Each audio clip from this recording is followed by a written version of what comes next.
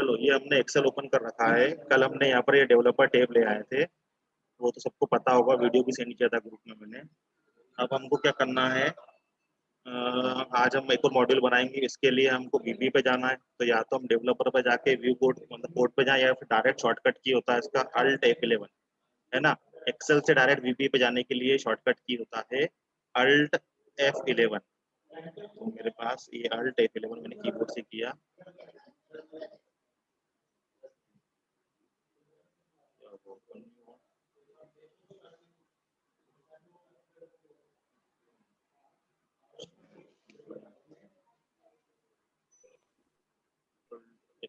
ये हो गया,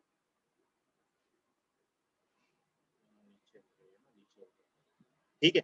ये हमारा ओपन हो गया है विजुअल बेसिक और एप्लीकेशन। हमने कल बात की थी, इस विंडो को बोलते हैं प्रोजेक्ट एक्सप्लोरर, ठीक है। नीचे वाली विंडो इमीडिएट विंडो, इसका आउटपुट शो होगा। हम कोड लिखने के लिए यहाँ पर कोड विंडो लाएंगे, ठीक है। कोड विंडो लाने के लिए हमारे पास सबसे पहले हम मॉड्यूल इंसर्ट करते हैं, तो इंसर्ट पे गए। जिन लोगों को ज्वाइन नहीं हो पाया तो अभी भी नहीं हुआ है आशुतोष का, तो जब होगा तब।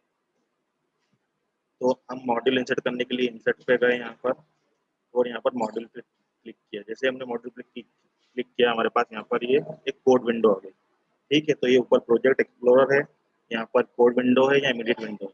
हो सकता है कि तुम्हारे सिस्टम में ये प्रोजेक्ट एक्सप्लोरर बिल्कुल लेफ्ट साइड पे आए, है ना, और एक कोड विंडो बीच में आए और इमीडिएट विंडो नीचे आए, तो कोई दिक्कत नहीं, कहीं भी ले सकते हैं, ठीक है। तो सबसे पहले हम मॉड्यूल बनाने के लिए हम लिखते हैं सब प्रोसीजर बना रहे हैं हम, या मॉड्यूल भी बोलते हैं इसको। ये मैंने लिखा सम ऑफ नंबर, या कुछ भी अपन नाम दे सकते हैं इसका, मैंने ये नाम दे दिया। इसे एंटर मारेंगे, एंड सब आ जाएगा। हमने कल देखा था वेरिएबल को डिक्लेयर करने के लिए हम लिखते हैं डिम, है ना। वेरिएबल का नाम देते हैं x comma y comma z. मैंने 3 वेरिएबल दे दिए। एज इंटीजर कर दिया यहाँ पर, तो ये 3 इंटीजर तरह के वेरिएबल हो गए, ठीक है। ये तो क्लियर है सबको।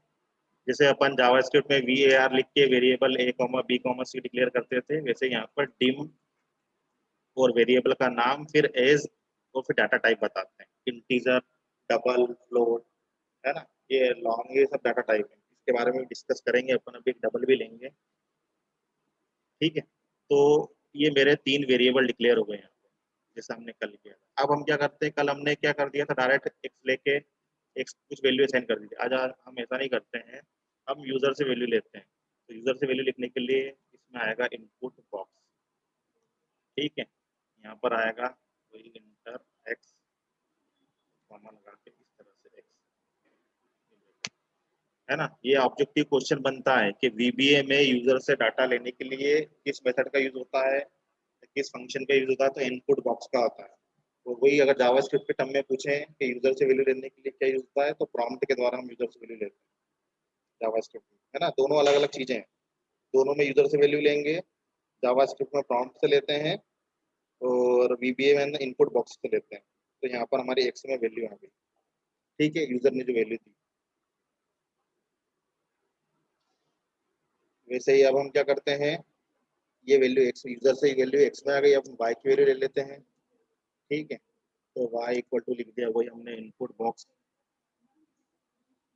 यहाँ पे लिख दिया, इंटर वाई। ये सिंटेक्स है ना, ये स्ट्रिंग है, इसमें हम कुछ भी लिख सकते हैं, हमारी जो इच्छा हम वो लिख सकते हैं। हम चाहें तो यहाँ पर लेंथ, विड्थ, हाइट कुछ भी ले सकते हैं। ये यहाँ पर भी एक्स वाई लिख सकते हैं, जो भी हमको लिखना है लिख सकते हैं, ठीक। ये हमने यूजर से वैल्यू ले ली। अब क्या करा, एक वैल्यू एक्स में आ गई, एक वैल्यू वाई में आ गई। अब दोनों को सम करना है, तो हमने लिख दिया z equal to x plus y, ठीक। तो हमारा ये सम हो गया। अब इसको प्रिंट कराना है मुझे, यहाँ पर इमीडिएट विंडो में प्रिंट कराना है, तो उसके लिए हमारे पास होता है डिबग डॉट प्रिंट, ठीक है। यहाँ पे लिख दिया मैंने जेड, ठीक है। यहाँ तक समझ में आ रहा है सबको, यस यस सर। सर। है ना। अभी हमने किस प्रोग्राम में केवल 3 वेरिएबल डिक्लेयर किए हैं, x y z as integer के रूप में डिक्लेयर किए हैं, और यूजर से वैल्यू ली है। यूजर से इनपुट लेने के लिए इसमें इनपुट बॉक्स चलता है, जावास्क्रिप्ट में प्रॉम्प्ट चलता था, ठीक।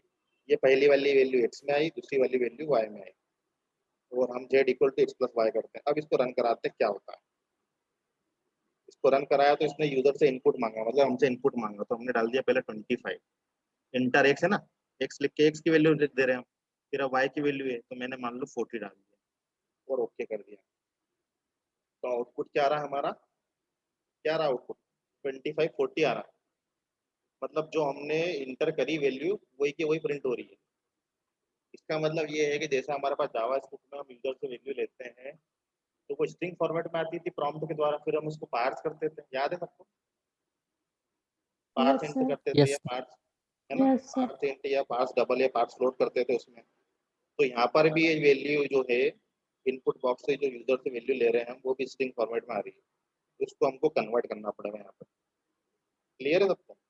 तो कन्वर्ट करने के लिए सबसे पहले हम क्या करते हैं, इसके अंदर पार्स नहीं चलता, इसके अंदर चलता है सी इंट। ये लिखा मैंने x equal to c int, और यहाँ पर x, ये इस तरह से चलता है। मतलब x में अपन ने एक वैल्यू ली, वो स्ट्रिंग फॉर्मेट में x में आ गई, और इस x की वैल्यू को जो स्ट्रिंग फॉर्मेट में है उसको मैं इंट में कन्वर्ट करके x में स्टोर कर रहा हूँ, है ना। जावास्क्रिप्ट में अपन सी इंट नहीं चलता था, यहाँ पे सी इंट का मतलब होता है convert int, convert to int, है ना, जबकि जावास्क्रिप्ट में पार्स इंट चलता है। जैसे y की वैल्यू को एंटर करेंगे हम, तो y equal to c int करा, और यहाँ पर भी हमने ये y कर दिया, इससे क्या होगा, ये y की वैल्यू भी कन्वर्ट हो जाएगी। समझ में आया? सी इंट मतलब कन्वर्ट टू इंट, और ये स्ट्रिंग वैल्यू थी x की, ये भी y की वैल्यू भी स्ट्रिंग फॉर्मेट में थी, दोनों को हमने इसको कन्वर्ट इंटीजर के रूप में कन्वर्ट करके इसको x में डाल दिया, और y वाली वैल्यू को कन्वर्ट करके y में डाल दिया। क्लियर हो रहा है? यहाँ पे कोई डाउट है इसमें? No doubt, sir. इसको रन कराते हैं वापस 25 और 40, तो ये आ जाएगा हमारा 65, मतलब हमारा ये कन्वर्ट हो गया है और इंट के रूप में हमारा ये डाटा प्रिंट हो रहा है। समझ में आ गया ये? यदि मुझे इसके आगे कोई स्ट्रिंग शो कराना है कल जैसे ही, तो यहाँ पर हम लिख सकते हैं वही सम इज, ठीक है, इक्वल भी देना है मुझे तो ये लगा दिया। जैसे जावास्क्रिप्ट में हम स्ट्रिंग को और वेरिएबल से सेपरेट करने के लिए प्लस का यूज करते होते हैं, यहाँ पर हम प्लस का यूज नहीं करेंगे, यहाँ पर एंड का यूज करेंगे, ठीक है। अब इसको रन करेंगे हम, तो ये रन किया, कुछ भी वैल्यू 36 45, तो ये हमारा 80 बन जाएगा। समझ में आया?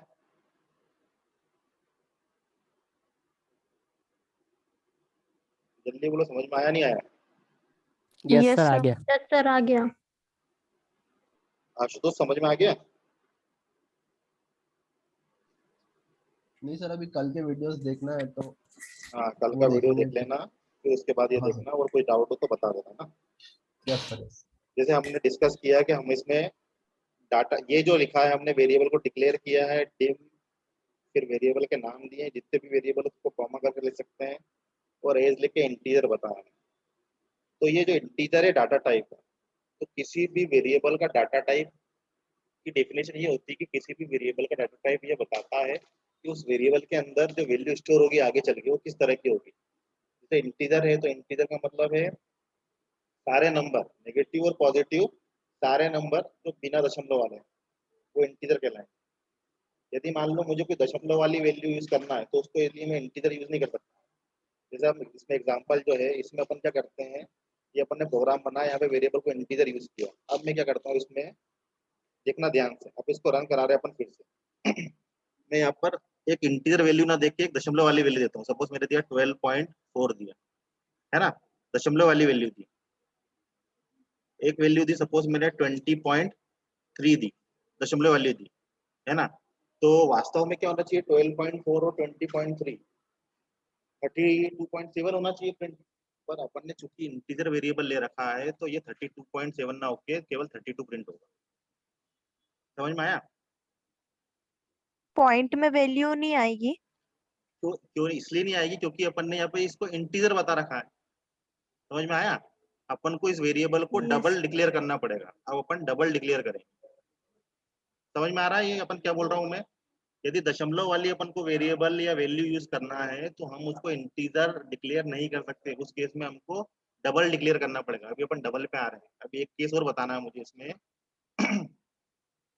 जैसे मैंने अभी क्या करा था, पहली वैल्यू दी थी 12.4 दी थी, और दूसरी वैल्यू दी थी 20.7 दी थी, 20.3 दी थी। तो इसने क्या किया, दशमलव के बाद वाली जो वैल्यू है वो नहीं ली, क्योंकि अपन ने इंटीजर डिक्लेयर किया, पर इसने जो आगे वाली वैल्यू है वो ले ली, 12 और 20 ले ली, तो इसको 32 इसने 32 कम कर दिया। यदि मैं इसकी जगह 12.8 लेता, और इसकी जगह मैं 20 पॉइंट 20.2 कितना 2 ले लिया, चलो 2 2 ले लिया, तो इस केस में क्या करता है ना, ये अभी अपन चला के देखने वाले हैं। तो इस केस में ये करता, ये इसकी वैल्यू पहले वाली वेरिएबल की 13 लेता, 13 लेता, क्योंकि दशमलव के बाद 5 से बड़ी संख्या है तो वो सीलिंग वैल्यू लेगा। दो वैल्यू होती है ना, एक सीलिंग एक फ्लोर। सीलिंग मतलब अपर वैल्यू 12.8, यस मतलब सर 5 से बड़ी है तो 13 वैल्यू लेता, और इस केस में 20 लेता। इसको अपन करके देखते हैं, है ना, इसको मैं रन कराता हूँ। ये रन किया मैंने, पहली वैल्यू ली अपन ने 12.8 और दूसरी ली 20.2। ठीक है, इसको सम किया तो इसका जो सम आएगा 33 आएगा। मतलब पहली वाली वैल्यू इसने 12.8 की जगह इसने 13 उठाई, क्योंकि वो 5 से दशमलव के बाद 5 से बड़ी वैल्यू है। क्लियर है।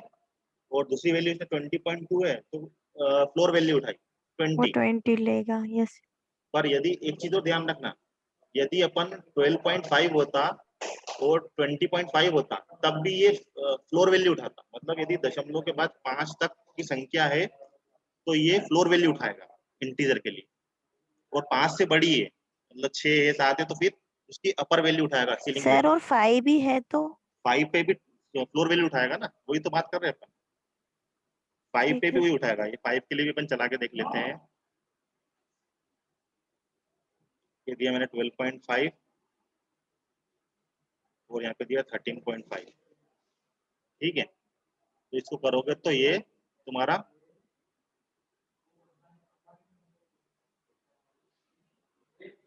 आ रहा है ये। Yes sir. अब ये तो ठीक है, पर अब मैं क्या करता हूँ, मुझे दशमलव वाली वैल्यू चाहिए, तो मैं क्या करता हूँ, दशमलव वाली वैल्यू की जगह, मतलब इंटीजर की जगह मैं यहाँ पे डबल ले लेता हूँ, DOUBLE, डबल, है ना। अब ये डाटा टाइप इस वेरिएबल का हो गया डबल तरह का हो गया। डबल तरह का हो गया मतलब इसमें अब दशमलव वाली वैल्यू भी आएगी, है ना। ये है डाटा टाइप। ये तुमको जो मैंने पीडीएफ सेंड करी है ना, VBA क्विक गाइड, उसमें सब दे रखा है कि डबल का यस मतलब क्या होता है, इंटीजर का मतलब क्या होता है, स्ट्रिंग का मतलब क्या होता है। स्ट्रिंग मतलब तो अल्फाबेटिक वैल्यू होती है। अब डबल लिया मैंने, तो अपन अब दशमलव वाली वैल्यू ले सकते हैं। पर ये जो कन्वर्ट कर रहे हैं अपन, तो इसको इंट में नहीं करना है, अपन को डबल में करना पड़ेगा यहाँ पे। तो यहाँ पे मुझे लिखना पड़ेगा CDBL डबल। ठीक, और यहाँ पर लेना पड़ेगा क्या, CDBL, ये डबल। ठीक, तो ये डबल वैल्यू लेगा। अब इसको अपन क्या करते हैं, रन कराते हैं। अब मैंने क्या लिया, 12.7 ले ली एक वैल्यू, और एक वैल्यू ले ली क्या, 11.4 ले ली। ठीक है, इसको ओके करा, तो ये अपने दशमलव में 24.1 इसने दशमलव वाली वैल्यू को भी ऐड करके इसने शो करा दिया हमारे पास। समझ में आया। Yes sir.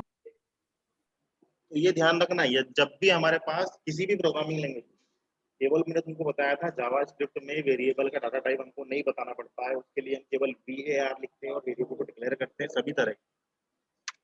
ठीक है, क्योंकि जावा स्क्रिप्ट में वेरिएबल का डाटा टाइप रन टाइम पे डिसाइड होता है, कि जब हम इसमें जिस भी तरह की वैल्यू स्टोर करेंगे वो अपने आप उस हिसाब से वो ले लेता है वैल्यू।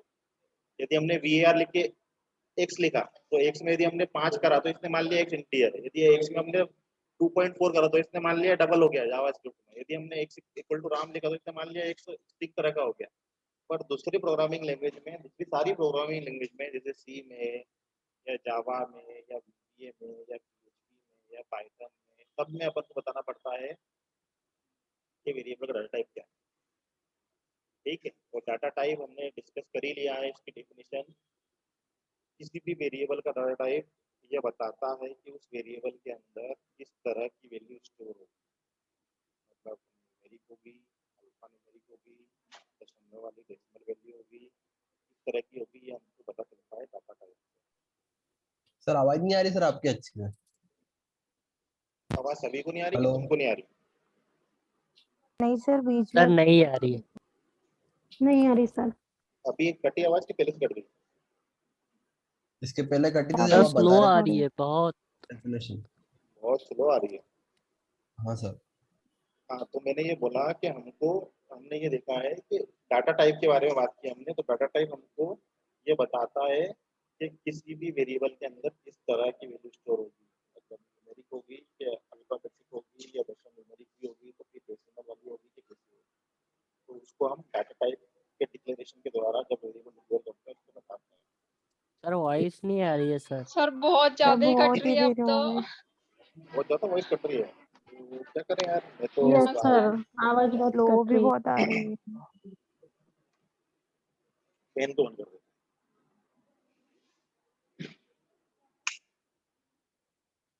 ठीक है, अब आ रही है कि आवाज क्लियर थोड़ी? Yes sir. Yes yes sir. Sir. है ना?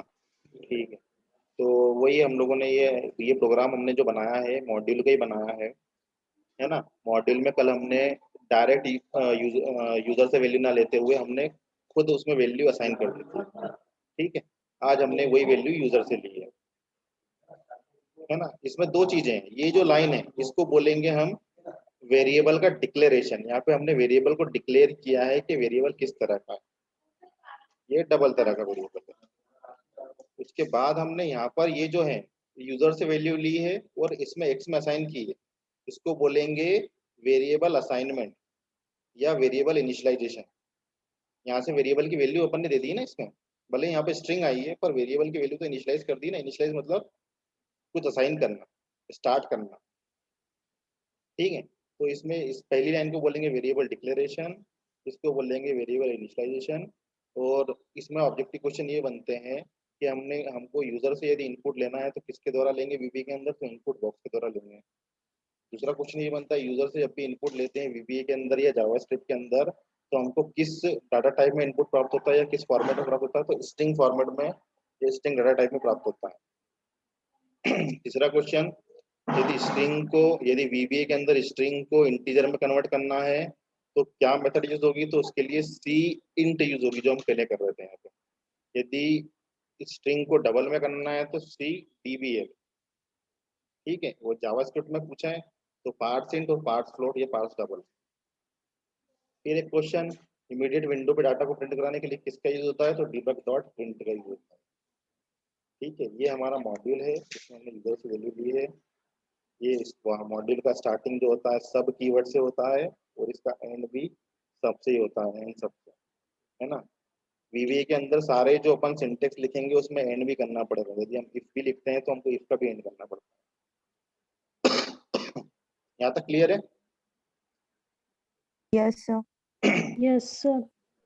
इसको सेव करना हमने कल देख ही लिया था। तो सेव करने के लिए यहाँ पे क्लिक करेंगे और इसका फिर नाम देंगे हम, और इसका जो फॉर्मेट रहेगा वो हमारा एक्सेल मैक्रो इनेबल्ड लेना है हमको, उसमें हम सेव करेंगे। कल के अपन ने वीडियो में वो सेव भी है।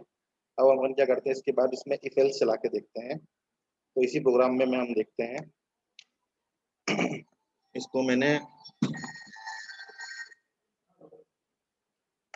इतने को हटा देते हैं और इसको अपन इंट कर देते हैं यहाँ पर, है ना? एक इफ एल्स का प्रोग्राम देखना है तो हम क्या करते हैं, दो वेरिएबल लेते हैं एक्स वाई, यूजर से कुछ वैल्यू लेते हैं और हम चेक करते हैं। यहाँ पे इंटीजर पूरा लिखना पड़ेगा ना, I N T G R, integer. ये हमने एक्स वाई दो वेरिएबल डिक्लेयर कर दिए, यूजर से वैल्यू ले ली एक्स की, वाई की, और इसको हमको इंट में कन्वर्ट कर दिया पहला, तो सी इंट। दूसरा कर दिया हमने वापस, इसको भी इंट में कर दिया, तो सी वाई, सॉरी सी इंट वाई। यहाँ तक तो क्लियर है? Yes sir. है ना? अब मुझे इफ एल्स लगाना है इसमें, तो इफ एल्स लगाने के लिए इसका सिंटेक्स थोड़ा अलग है। इफ एल्स के लिए इफ लिखा, यहाँ पे लिख दिया मैंने एक्स ग्रेटर देन वाई, यदि एक्स वाई से बड़ा हो, तो यहाँ पे फिर आता है देन। ठीक है, फिर आता है देन।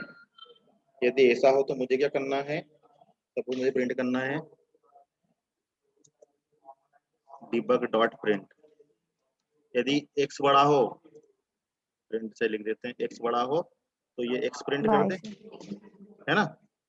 ये लिख दो यहाँ पर, स्ट्रिंग दिखा दो, x इज ग्रेटर,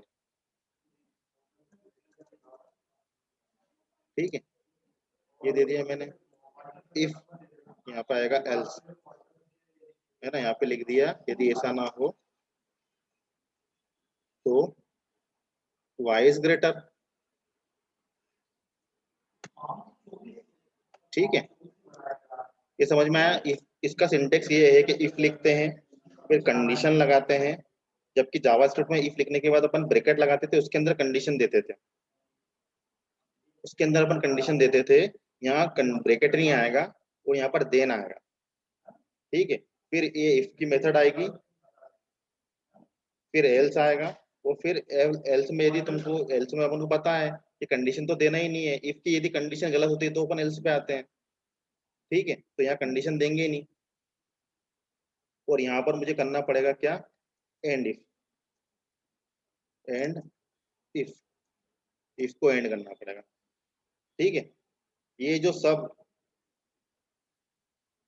ये जो हमारा है सब प्रोसीजर, इसको कर देते हैं, है ना। ये जो सब है, ये सब प्रोसीजर, ये मॉड्यूल है, इसका एंड है एंड सब, और जो इफ का एंड है वो एंड इफ है, ठीक है। इस तरह से बनेगा ये समझ में आ रहा है। हमने क्या लिखा, हमने दो वेरिएबल लिए इंटीजर तरह के, उनमें यूजर से वैल्यू ले ली, दोनों को इंटीजर में कन्वर्ट कर दिया सी इंट से, एक को एक्स में सेंड कर दिया, एक को वाई में सेंड कर दिया। अब हम चेक कर रहे हैं, यदि एक्स बड़ा है तो प्रिंट कर रहे हैं एक्स इज ग्रेटर, इज है ना यहाँ पे, एक्स इज ग्रेटर, और ये तो स्ट्रिंग कुछ भी लिख सकते हैं, और यदि एक्स बड़ा नहीं है तो अल्टीमेटली वाई बड़ा होगा, तो वाई इज ग्रेटर प्रिंट करेंगे। इसको हम चलाते हैं। पहली लिखी वैल्यू 25, दूसरी वैल्यू लिखी हमने 10, ठीक है। तो ये एक्स इज ग्रेटर आ गया यहाँ पे इमीडिएट विंडो पे। फिर से हमने चलाया 35, दूसरी चलाई हमने 100, तो ये दूसरे पे y इज ग्रेटर। ये जो पहला x इज ग्रेटर पहले का लिखा हुआ था, इसको हटाना पड़ेगा। फिर से चलाया,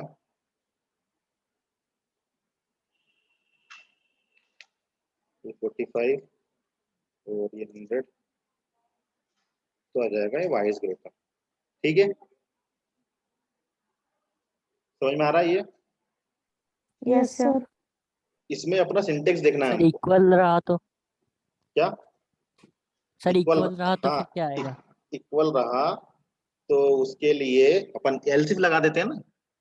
ये सुनो, अपन जावास्क्रिप्ट पूरा कर चुके हैं, प्रोग्रामिंग, तुम प्रोग्रामिंग का लॉजिक सीख चुके हो, है ना। अब ये छोटा सी चीजें मत पूछो, लॉजिक कि इक्वल रहा तो क्या, उसका प्रोग्राम बनेगा ना, else if, else if else if और एल्स से बनेगा ना प्रोग्राम को।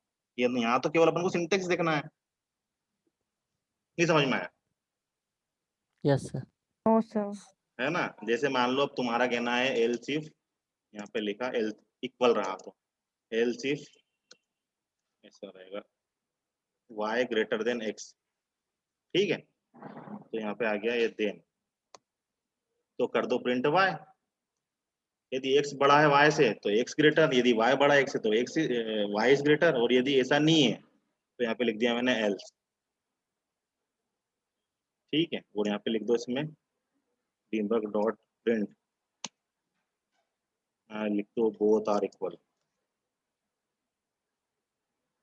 ठीक है। ये सब तुम कर चुके हो, जावास्क्रिप्ट में प्रोग्राम बनाए होंगे तो। इसको रन कराओ, 25 पहला, 30 दूसरा, तो y इज ग्रेटर, ठीक है। दूसरा रन कराया, ये 25 25, तो बोथ आर इक्वल, ठीक है। हो गया देवे, समझ में आ गया।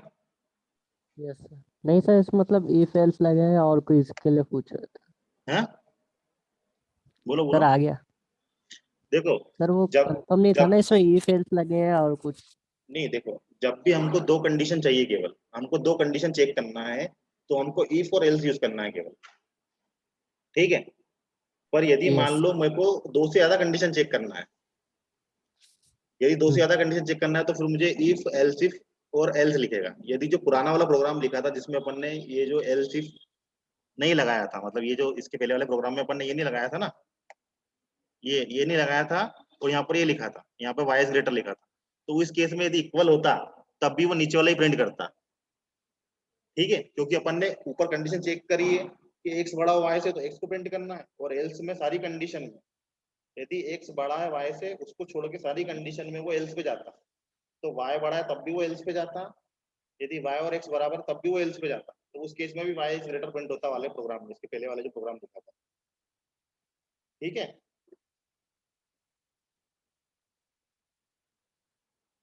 समझ में आया या नहीं आया? आ गया सर।